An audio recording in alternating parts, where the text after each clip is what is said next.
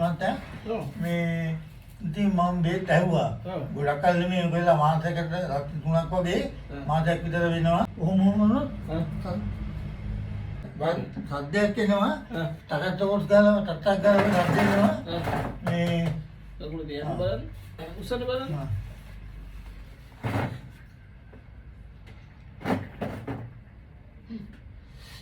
මේ ඔක්කොම හන්දි ගිහිල්ලා තියෙන්නේ.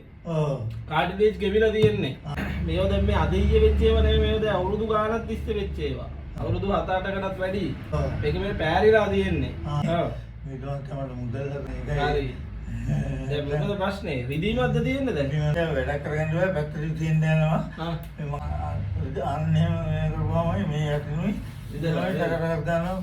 නෑ ධනිස් පොල් කටු ඔක්කොම තියෙනවා. ඔව්. මේ ඔක්කොම මැද කාටිලේජ් වගේ ගෙවිලා තියෙන්නේ. කීවිලා නේද? මේ කකුල නෙමෙයි කකුල් දෙකේම තත්ත්ව තියෙනවා. තියෙනවා.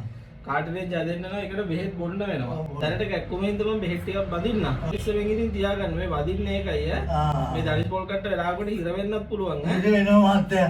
ඉර වෙලා වාතේ පුරව ඉර වෙලා ආයි මේ මං ඉතින් මහත්තයා එහෙම කියලා කොහොම කතා කරන්නේ නෙමෙයි. කොහොම කළා තමා දාගෙන බයින්නුනොත් නිකන් මේ වාත විදලා ඉර වෙනවා. තොටු ගන්න ඒවල තමයි ආ කරන්නේ. කොහෙද එතකොට? මං කිව්දේද? කිරිදද? ඉන්නලෝ. මේ පැත්ත කොහෙද? මේ පැත්ත තමයි විද්‍යාන්ත බලන්න ආවේ. ඔව්.